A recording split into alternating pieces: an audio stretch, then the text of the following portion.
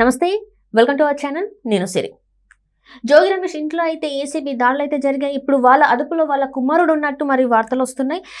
ఏం జరిగింది ఏంటి అనేది మనకి వివరించడానికి మనతో పాటు ఉన్నారు ప్రముఖ సీనియర్ జర్నలిస్ట్ జగదేవ్ గారు. నమస్కారం సార్. నమస్తే సార్, ఇప్పుడు చూస్తున్నట్టయితే జోగి రమేష్ ఇంట్లో సోదాలు ఏసీబీ దాడులు అయితే అంటే ఏసీబీ సోదాలు అయితే జరిగినాయని చెప్పేసి మనకి వార్తలు వస్తున్నాయి. సో ఇప్పుడు మరి తన కుమారుడు ఏసీపీ ఏమంటారు వాళ్ళ చేతిలో ఉన్నారు అంటే అరెస్ట్ అయ్యారని చెప్పేసి మరి వార్తలు వస్తున్నాయి. ఇందులో ఎంతవరకు వాస్తవం, అసలు ఎందుకు సోదాలు అయితే జరిగాయి? ఏసీపీ యాంటీ కరప్షన్ బ్యూరో వాళ్ళు సోదాలు నిర్వహించారు. యాక్చువల్గా ఇది గత కొద్ది సంవత్సరాలుగా నాకు తెలిసి ఒక డెకేడ్ నుంచి నడుస్తుంది అగ్రిగోల్డ్ భూముల వ్యవహారం. అగ్రిగోల్డ్ ఏదైతే కట్టించుకున్నారో, చేతులు ఎత్తేసారో, నిర్వాసితులకు అన్ని ఇస్తాము, లేదంటే భూమి రూపాయలు ఇస్తాము, వాళ్ళు కట్టిన అమౌంట్ ఇప్పిస్తాము అని రకరకాలుగా జరిగాయి.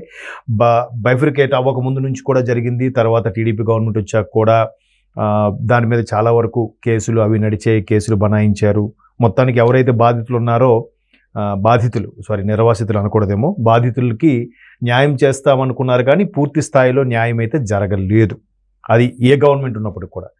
అయితే గడిచిన గవర్నమెంట్లో జరిగిన ఇన్సిడెంట్స్ ఏంటంటే, ఈ అంబాపురం అగ్రిగోల్డ్ ఏదైతే ఉందో మనకి గుంటూరుకి విజయవాడకి మధ్యలో చినకాకాని దగ్గర ఈ హాయ్లాండ్ అని ఒకటి రిసార్ట్ ఒకటి ఉండేది. తర్వాత అగ్రిగోల్డ్ సంబంధించిన భూములు ఉండేవి. అవన్నీ కూడా ఒక్కసారిగా వాళ్ళతో ఖాతాదారులతో కట్టించుకొని జెండా ఎత్తేయడం చాలా అవన్నీ చూసాం మనం. అయితే ఇప్పుడు ఆ ఖాతాదారులకు కానీ లేదా బాధితులకు కానీ కనీసం అమౌంట్ తిరిగి ఇప్పించడమో, లేదంటే ఆ భూమి అమ్మిన తర్వాత దాని నుంచి వచ్చిన అమౌంట్ని వీళ్ళకి ఇప్పించడమో రకరకాలుగా ఉంటున్నాయి. ఇవి కేసులు నడుస్తూనే ఉన్నాయి. అయితే దీంట్లో రాజకీయ నాయకులు హస్తం ఉండడం వల్ల కొంతమంది రాజకీయ నాయకులు ఉన్న భూమిని కొంత ఆమ్యాం చేశారు. మిగతా భూమి ఏదైతే ఉందో అది వైఎస్ఆర్సీపీ హయాంలోకి వచ్చేసరికే మేము ఈసారి వచ్చిన తర్వాత ఖచ్చితంగా మీకు న్యాయం చేస్తాము, గత ప్రభుత్వంలా కాదు, మీకు ప్రతిదీ ముక్కుపిండి వసూలు చేస్తాము, ఆ భూములు అవసరమైతే అమ్మైనా మీకు ఇవ్వాల్సింది ఇస్తామని ఏవో క్యాన్వాసింగ్ చెప్పారు అప్పుడు జగన్మోహన్ రెడ్డి గారు.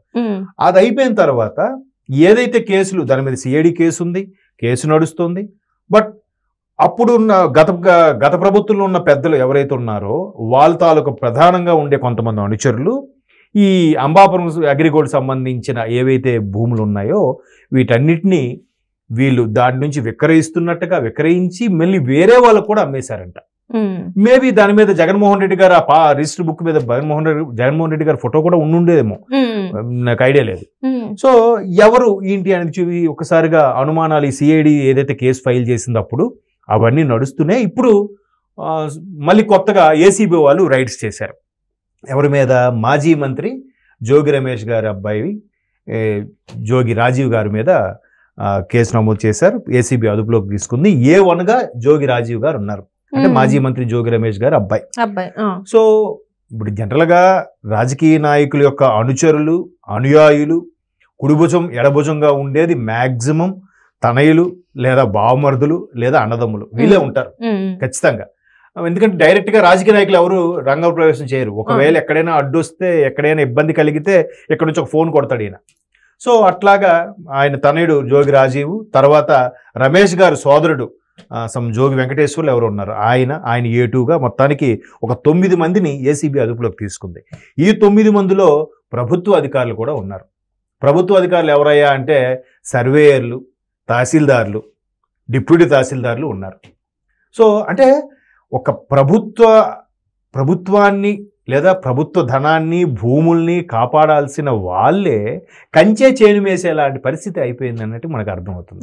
ఇప్పుడు సరే, రాజకీయ నాయకులు అంటే అందరూ చెప్పేది ఏంటంటే రాజకీయాలంటేనే పెద్ద ఇదిరా అదిరా, దాంట్లో దిగితే ఇంకా బురదలో దిగినట్టే అని రకరకాలుగా ఒక్కొక్కరు స్టేట్మెంట్స్ ఇస్తూనే ఉంటారు. నేను అందరికీ చెప్పేది ఒకటే, రాజకీయ నాయకులు ఓకే, రాజకీయ నాయకులు అంటే పైనుంచి ఏం ఊడిపడరు కదమ్మా, మనలో ఒకడే, మనచే ఎన్నుకోబడిన మనలో ఒకడు, అంతే కదా. సో ఈ రాజకీయ నాయకుడు ఎవడు? మనలో ఒకడు. సరే, ఆయన ఒక్కడే ఇప్పుడు గడ్డి తిన్నాడు అనుకున్నాం. ఈ అధికారులు ఎవరు? వీళ్ళు కూడా మళ్ళీ మనలో ఒకరే. ఇప్పుడు ఆడేదో చెప్పాడు, రాజకీయ నాయకుడు ఎవడో చెప్పాడు, వాడేదో నాకు ఇలా కావాలి, నాకు ఎంత బెనిఫిట్ అయితే మీకు ఎంత ఇస్తానన్నారు. వీళ్ళు అయ్యా తప్పయ్యా మేము చేయలేమో ఏదో చెప్పొచ్చు కదా. వీళ్ళు కూడా అలాగే ఉన్నారు. లేకపోతే ఇప్పుడు మీకు తెలంగాణ హైదరాబాద్లో గుర్తుందో లేదో, హెచ్ఎండిఓకి సంబంధించిన ఒక అధికారికి ఇల్లు సోదాలు చేస్తే ఆయన పేరు మీద 200 ఎకరాల ఆస్తి, 8 విల్లాలు, దగ్గర 12 ఫ్లాట్లు ఎన్నో ఉన్నాయంట. ఎట్లా సాధ్యమమ్మా? ఒక వాళ్ళ హెచ్ఎండి wife పేరు అధికారికి మీద కూడా ఉన్నాయని చాలా అంటే ఇది ఎగ్జాంపుల్ చెప్తున్నా, అతను ఒక్కడే ఇది కాదు, మిగతా చాలా మంది ఉన్నారు పతివ్రతలు ఇందులో, ప్రభుత్వ దీనికి సంబంధించిన వాళ్ళు. సో వీళ్ళందరూ కూడా ఇప్పుడు ఏసీబీ 9 మందికి ఎవరికైతే అక్యూజ్డ్గా A1 A2 A3 A9 వరకు పెట్టిందో వాళ్ళలో ప్రభుత్వ అధికారులు ఉన్నారు, తహసీల్దార్ ఉన్నాడు, డిప్యూటీ తహసీల్దార్ ఉన్నాడు, సర్వేయర్ ఉన్నారు. అంటే ఏ స్థలం ఏది ఎక్కడి నుంచి ఎక్కడి వరకు ఇది belongs to so and so, ఇది ఈ survey belongs to so and so అని చెప్పి సర్వేయర్లు ఉన్నారు. మరి వాళ్ళు కూడా గడ్డి తింటే ఇంకా సామాన్యులు ఎవరితో చెప్పుకుంటారు? ఇప్పుడు రాజకీయ అధికారులు ఏదైనా తప్పు చేస్తే రాజకీయ నాయకులు చెప్పుకుంటారు, రాజకీయ నాయకులు ఏదో మిస్టేక్ జరిగితే అధికారులకు చెప్పుకుంటారు, సార్ ఇట్లా ఉంది కానీ. మరి వీళ్ళు కూడా కుమ్మక్క అయిపోతే పరిస్థితి ఏంటమ్మా? వీళ్ళు వాళ్ళు కుమ్మక్క అయిపోతే. సో దాని మీద ఇప్పుడు ఈ సిఐడి కేసులు ఉన్నప్పటికీ కూడా వాళ్ళు ఏదైతే అంబాపురం దగ్గర ఇష్యూస్ నడుస్తుందో దాన్ని వీళ్ళు మళ్ళీ మాదే గవర్నమెంట్ అని చెప్పారో లేదంటే ఇంకేమైనా మతలబు చెప్పారో తెలియదు కానీ మొత్తానికి ఆ భూములు మావే అని చెప్పి వేరే వాళ్ళకు కూడా అమ్మేశారు సిఐడి కేసు ఉన్నప్పటికీ.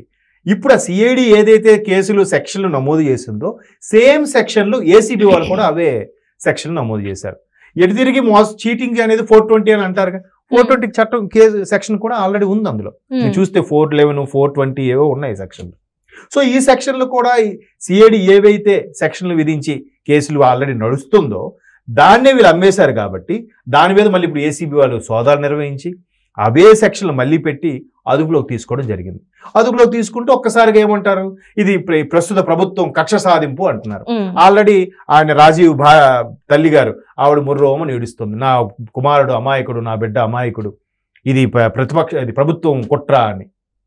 మరి ఇంకా జోగి రమేష్ గారు ఇంకా తెర మీదకి వస్తారు కాసేపట్లో. అంటే ఈ జోగి రమేష్ గారి మీద కూడా కేసులు ఉన్నాయి కదా, ఎందుకంటే చంద్రబాబు నాయుడు గారి ఈ నివాసం మీద దాడులకి చేశారని చెప్పేసి చాలా వరకు ఉన్నాయి. ఆల్రెడీ అరెస్ట్ అని తెలిసి కూడా అజ్ఞాతంలోకి వెళ్లారని కూడా కొన్ని వార్తలు ఉన్నాయి. నేను అదే అంటున్నాను, గతంలో చేసిన మిస్టేక్స్ కి లేదా తెలుసో తెలియక చేసిన మిస్టేక్స్ కో లేదంటే అధికారం మాదే కదా అని చెప్పి చెలరేగిపోయిన విషయాలకో ఇప్పుడు ఏదైతే శిక్ష పడుతుందో లేదా చట్ట ప్రకారం చర్యలు తీసుకుంటారో దానికి భయపడో వాళ్ళు అప్స్కాండ్ అయిపోయారో లేదంటే అండర్ గ్రౌండ్ లోకి వెళ్ళిపోయారో తెలియదు. బట్ ఒకవేళ చర్యలు తీసుకుంటే ఏం మాట్లాడుతున్నారు వీళ్ళు, కక్ష సాధింపు అని అంటున్నారు. ఇప్పుడు ఏమవుతుంది, కక్ష సాధింపు అనే స్టేట్మెంట్ ఇచ్చి కింద స్థాయిలో ఉండే కార్యకర్తలను రెచ్చగొడుతున్నారు. ఈ కార్యకర్తలు వాళ్ళ మీద ఉసుగొలపడం, ఆ కార్యకర్తలు వీళ్ళ మీద ఉసుగొలపడం, ఇట్లా రభస అయిపోతే మళ్ళీ శాంతి భద్రతల ఇష్యూ, ప్రభుత్వం కనీసం కావాలనే మా వాళ్ళని అరెస్ట్ చేస్తుందని చెప్పి వెంటనే జగన్మోహన్ రెడ్డి గారు ఈవినింగ్ కల్లా ఒక స్టేట్మెంట్ ఇస్తారు. ఎట్లా అయిపోతుందో నాకు అసలు, అంటే ఇంకా కలికాలం ఇంతేనేమో అనిపిస్తూ ఉంటుంది ఒక్కోసారి. ఇప్పుడు జోగి రాజీవ్ గారిని అరెస్ట్ చేశారు, ఆయన బ్రదర్ని కూడా అదుపులోకి తీసుకుపోతున్నారు.